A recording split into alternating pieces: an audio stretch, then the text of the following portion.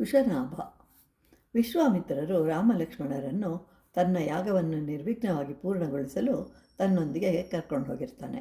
ಯಾಗ ಪೂರ್ತಿಯಾದ ಬಳಿಕ ಅವರನ್ನು ಕರೆದುಕೊಂಡು ವಾಪಸ್ಸು ಅವರ ಮನೆಯಲ್ಲಿ ಬಿಡಲು ಹೊರಟಾಗ ಕಾಡಿನ ಪ್ರಾಣಿಗಳೆಲ್ಲವೂ ಬಂದು ಅವರನ್ನು ಬೀಳ್ಕೊಟ್ಟವು. ಹಾಗೂ ಋಷಿಮುನಿಗಳೆಲ್ಲರೂ ಅಲ್ಲಿಗೆ ಬಂದು ತಾವೆಲ್ಲರೂ ಜನಕ ಮಹಾರಾಜರ ಮಗಳು ಸೀತೆಯ ವಿವಾಹಕ್ಕಾಗಿ ವರಾನ್ವೇಷಣೆಗಾಗಿ ಶಿವಧನಸ್ಸನ್ನು ಇಟ್ಟಿರುವನು. ರಾಮಲಕ್ಷ್ಮಣರು ಕ್ಷತ್ರಿಯರಾದ್ದರಿಂದ ಅವರು ಅದರ ದರ್ಶನ ಭಾಗ್ಯ ಪಡೆದರೆ ಒಳ್ಳೆಯದು ಅಂತ ಹೇಳಿದಾಗ ಅವರಿಬ್ಬರನ್ನು ಕರೆದುಕೊಂಡು ಹೊರಡುತ್ತಾ ಆ ವನಕ್ಕೆ ನಮ್ಮನ್ನು ಹರಸು ಅಂತ ಹೇಳಿ ವಂದಿಸುತ್ತಾ ಹೊರಟನು. ದಾರಿಯಲ್ಲಿ ಶೌನಾ ನದಿ ತೀರಕ್ಕೆ ಸೇರ್ತಾರೆ. ಅಲ್ಲಿಯ ವನವು ಅತ್ಯಂತ ಪ್ರಶಾಂತವಾಗಿದ್ದುದನ್ನು ಕಂಡು ಶ್ರೀರಾಮನು ವಿಶ್ವಾಮಿತ್ರರಲ್ಲಿ ಅದರ ಬಗ್ಗೆ ಪ್ರಶ್ನೆಯನ್ನು ಮಾಡ್ತಾನೆ. ಆಗ ವಿಶ್ವಾಮಿತ್ರರು ಹೀಗೆ ಹೇಳ್ತಾರೆ: ಬ್ರಹ್ಮಕುಮಾರನಾದ ಕುಶ ಮಹಾರಾಜನು ಕೌಶಾಂಬಿ ಎಂಬ ರಾಜ್ಯವನ್ನು ಆಳ್ತಾ ಇರ್ತಾನೆ. ಅವರಿಗೆ 4 ಜನ ಮಕ್ಕಳು.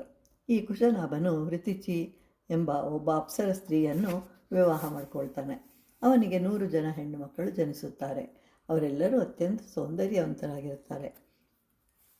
ಇಡೀ ಭೂಮಂಡಲದಲ್ಲಿಯೇ ಸುಂದರಿಯರಾಗಿರ್ತಾರೆ. ಅವರನ್ನು ನೋಡಿದ ವಾಯುದೇವನು ಅವರಿಗೆ ಹೀಗೆ ಹೇಳ್ತಾನೆ: ನಿಮ್ಮ ಸೌಂದರ್ಯ ಕೆಲಕಾಲ ಮಾತ್ರವಿರುತ್ತೆ.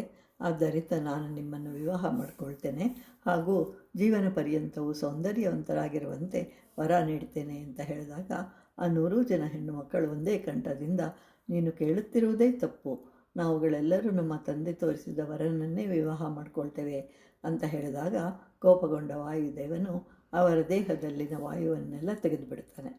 ಅವರೆಲ್ಲ ಊನರಾಗಿ ನಿಲ್ಲಲಾಗದೆ ಬೀಳ್ತಾರೆ. ಆಗ ಅವರ ತಂದೆ ಬಂದು ಕೇಳಿದಾಗ ವಿಷಯ ತಿಳಿಸ್ತಾನೆ.